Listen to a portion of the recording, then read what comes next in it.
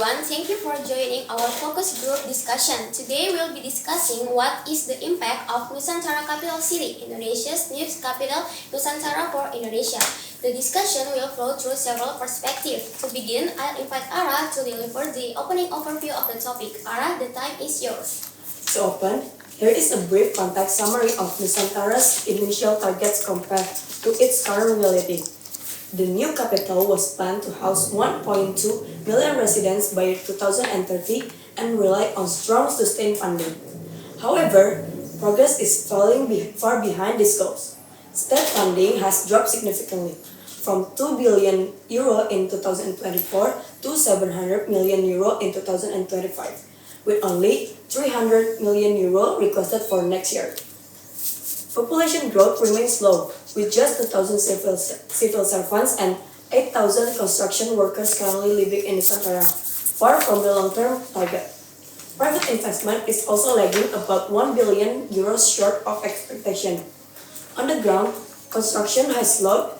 Businesses that once boomed are now seeing their incomes halved, and workers report reduced overtime and lower pay.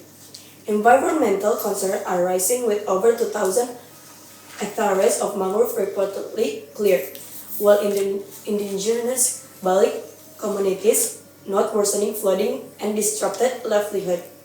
At the political level, Nusantara's status has also been revised to a political capital, raising question about long-term commitment. This widening gap between the project ambition and its current trajectory forms the core context for today's discussion.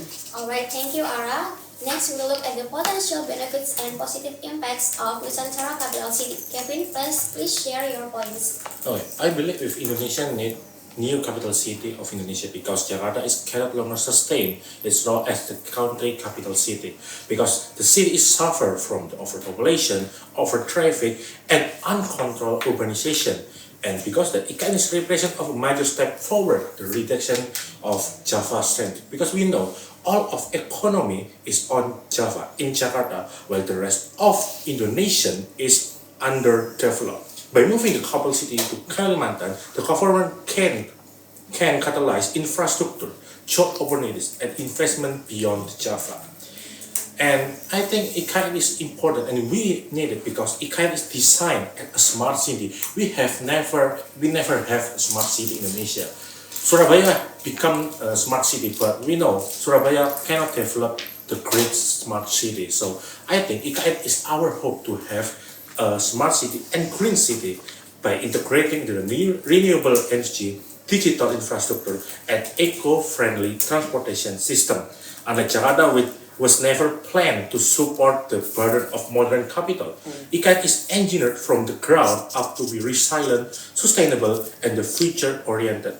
And the geopolitical and strategic considerations are undeniable. Indonesia is the world's largest archipelago, and placing the capital city in Kalimantan will unlock more potential from Indonesia, because our country can only drop their investment to Kalimantan, so they don't have to go to Jakarta to investment their all of money. Lastly, the national building requires vision, not stagnant. Every major country has taken bold steps, like Brazil moved the capital city to Brasilia, and Kazakhstan will Astana for their new capital city. So I think Indonesia will need new capital city, and IKN I think is the good project from the Indonesian government. Alright, thank you, Kevin. Now let's move to the other side. Some concerns and challenges surrounding the development of Nusantara capital city. Ditra, please continue. Well, based on the report facts, the development of Nusantara is concerning because facing immediate profound challenges across finance, execution, and environmental responsibilities. The core concern is severe financial instability and risk of project abandonment, fueled by a crisis fundraising, the massive drop in state funding, and the significant 1 billion euros shortfall in private investment clearly show the project is struggling to secure the necessary capital, resulting in funding requests far below the project actual needs. This financial weakness has immediate negative consequences on the ground as construction activity has slowed to a crawl. This slowdown has directly slashed the income of the local businesses and workers, meaning the project is creating economic hardship and uncertainty before delivering any widespread benefits, compounding the risk that the initial investment will be wasted on the project that can be complete. The second major concern is the massive gap between the grand vision and the current reality. The government ambition of establishing a thriving metropolis is highly doubtful, given the extreme population shortfall with only 10,000 residents living there against the 1 million target to 2030. This lack of initial is worsened by the political signals. The quiet reclassification of Nusantara to merely the political capital strongly suggests the government ambition is shrinking. This loss of commitment is the failure to attract people, creates a sense of systemic uncertainty, which turned the frightened away the private and the foreign investment that needed to achieve the original goals of a vibrant high-tech hub. Finally, the project is burdened by unresolved ethical conflict between its promised sustainability and its intermediate environmental cost. The goal is to creating a forest city is directly contradicted by the ecological damage that already incurred, specifically to clearing over 2,000 hectare mangrove, raising serious warning about lasting harm to environment. Furthermore, the project has failed its basic social test. Local people report being subject to direct negative consequences like worsened flooding, polluted water, while workers are losing income due to the slowdown. The failure to address these immediate environmental and social burdens while simultaneously moving forward with uncertain delayed benefit highlights that the local population is paying the full unfair cost of the project instability. Great insight. Now we'll transition into more specific impact. Hikmal, please explain the economic impacts of Nusantara capital city. Yeah, thank you, Asa, and thank you, Kevin and Ditra. And I will be adding a little bit of perspective on the economic impacts that the IKN project has on Indonesia. So, first of all, the massive funding shortfall and investor confidence. First, the most glaring issue is the massive funding shortfall. The government initially committed significant resources, but state funding, however, has plummeted from 2 billion euros in 2024 to a merely 700 million euros in 2025. This year alone, they are requesting only 300 million euros, a staggering 85% cut from the scale of just 2 years. So when a project of this scale loses funding at such a rate, it sends a deeply troubling signal to international investors and private partners, who have already committed capital to this such of a project. Also, initially, the government anticipated robust private sector participation, but when state commitment wavers, investors naturally retreat. This creates a cascading effect.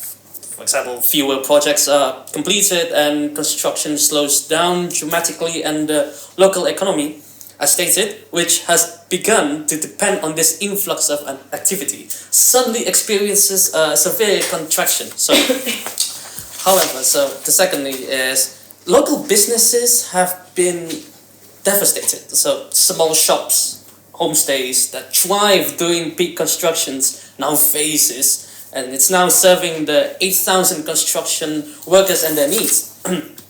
And they are now reporting that their incomes have not been cut in half. Many have already been closed already. These are not abstract statistics. These are real families who invested their whole savings based on projected economic growth, and they are now facing bankruptcy. And here goes the construction sector itself has been hit very hard. Workers report significantly reduced overtime and lower daily wages as activity has slowed down to a crawl. For low-income workers, however, this represents a direct loss of livelihood and exacerbates income inequality in the region. Thirdly, significant opportunity costs. Third is the opportunity cost that we must consider. The billions that were invested in Nusantara's IKN could have been reallocated to other infrastructure, development in existing urban centers like Jakarta, Surabaya, Green Cities, or others that already have established economic ecosystems. We have essentially created stranded assets, billions in capital with no clear of return on investment. Furthermore, the fake government explanation that funding has been reallocated, not cut, rings hollow to many of us, right?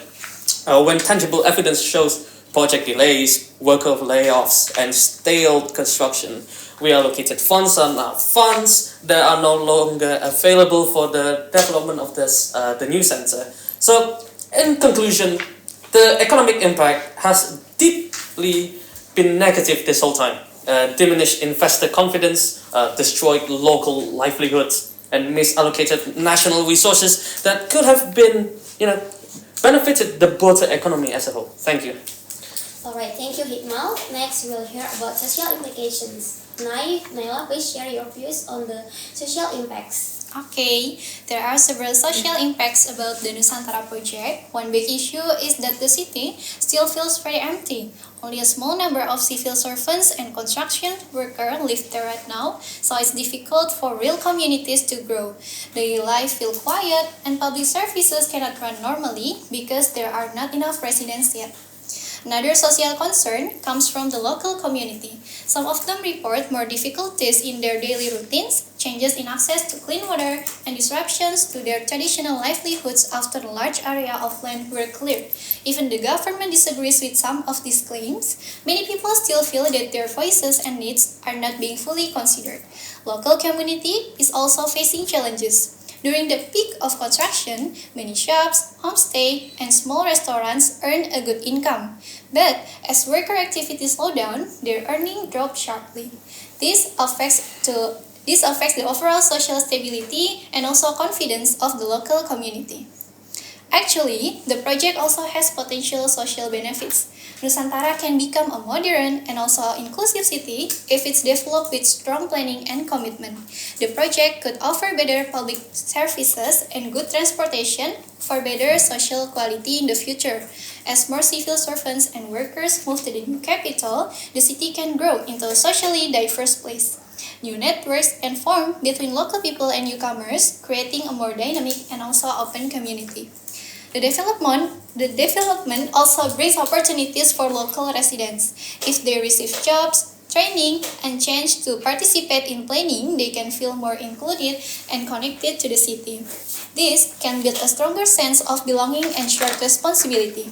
The concerns happening today are real, but the potential benefits can still be reached if the government works consistently, supports local communities, and ensures that everyone is involved in the process. Thank you, Naila. Now we'll move into environmental concerns. Tiara, please explain the environmental impacts. Okay, well, it is said that development of Nusantara Capital City or IKN is founded on ambitious vision of becoming a smart forest city that is inherently sustainable, placing the environment at the forefront of its priorities. The positive impact is centered around two core pillars: massive ecosystem conservation and the implementation of low-carbon urban model. On the conservation front, IKN is committed to stringent land use control, where only about 25 to 35% of the total area will be developed into the urban core. The significant remainder, approximately 65 to 75%, will be restored and maintained as tropical rainforest, known as Forest City concept. This effort involves the ecosystem restoration of degraded lands, including former mining sites supported by facilities like Mentawir Rosary to ensure large-scale reforestation. This step not only increases forest cover and acts as a significant carbon sink, but is also crucial for biodiversity conservation realized through the establishment of wildfire corridors to prevent the isolation of fauna due to infrastructure development. Furthermore, IKN is designed to be a model low-carbon and climate-resilient city.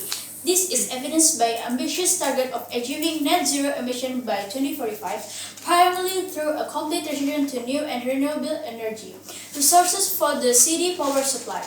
This sustainability model is fully integrated into the spatial planning and infrastructure, ranging from the implementation of green building standards to ensure efficient water and energy use, the development of transportation system dominated by electric vehicle and insane infrastructure for pedestrians and cyclists, Additionally, resource management is addressed holistically, exemplified by adoption of the sponge city concept for sustainable rainwater management and flood control, as well as the construction of modern centralized wastewater management system designed to minimize environmental pollution. Through this comprehensive initiative, the IKN project aims not just to build a new city, but to provide a scalable solution and development model that is fundamentally aligned with global environmental preservation efforts. But unfortunately, Nusantara Capital City or IKN has triggered profound ecological concern, primarily due to its location within the Kalimantan forest area. This necessitates massive deforestation and forest degradation. Such destructive degradation not only eliminates the habitat for endemic biodiversity such as bekantan, but also contributes the global climate change risk by releasing stored carbon. While construction emissions further exacerbate the situation, hydrologically, the project severely disrupts the natural water management system, reducing soil absorption capacity and increasing surface runoff. This directly leads to increased frequency of flooding in the surrounding buffer areas, along with increased environmental pollution and soil degradation. Critically, these environmental impacts are underpinned by the argument that the IKN location is fundamentally unsuitable according to the strategic environmental assessment, and that the project will not significantly resolve the ecological problems in Jakarta if the former capital remains the primary global business and service center. Thank you, Tiara. Finally, we'll address the political implications. Please continue with the political impacts. Okay, so I think the relocation of the capital to Nusantara has a significant impact on our political landscape. But well, everything is political, so honestly, your guys' opinions really counts as like the political concerns and stuff. So politically, it offers some real potential.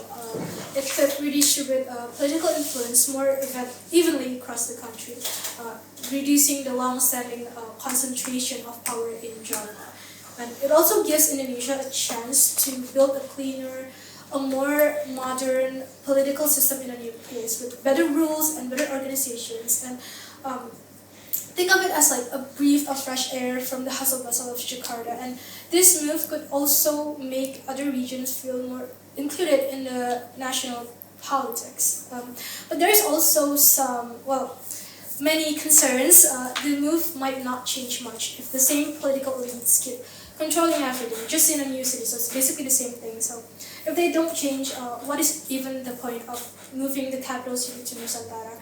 And there's also a risk that future leaders may not continue the project the same way, whether future administration will stay committed to the project, which is, I think, we could see now actually, because it's practically a ghost city. I don't know if you guys will say yes to this, but Yeah. I think it's a ghost city, so I feel like they would eventually give up on it. And politically, the local indigenous communities could be really, really impacted if they're not properly involved in the decision making. And talking about non-traditional political ways, it is something that is like really, really complex, and it's a complex matter, and it should be like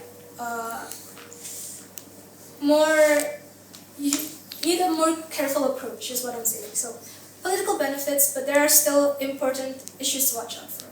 So yeah. Alright, thank you everyone for the discussion. From what we've shared, we can see that the impact of Nusantara Capital City is mixed. The project was designed to reduce Jakarta's burden, spread development of beyond Java, and introduce a modern model of governance. However, slow progress, reduced funding, low population growth, and uncertainty in investment have created major challenges. Economically, local business and workers are struggling. Socially, the community remains underdeveloped. Environmentally, there are contradictions between the forest city vision and real ecological damage. And politically, the long-term commitment is still uncertain. Overall, the success of Nusantara Capital City depends on consistent funding, environmental responsibility, community inclusion, and stable political support. That concludes our FGD. Thank you for participating.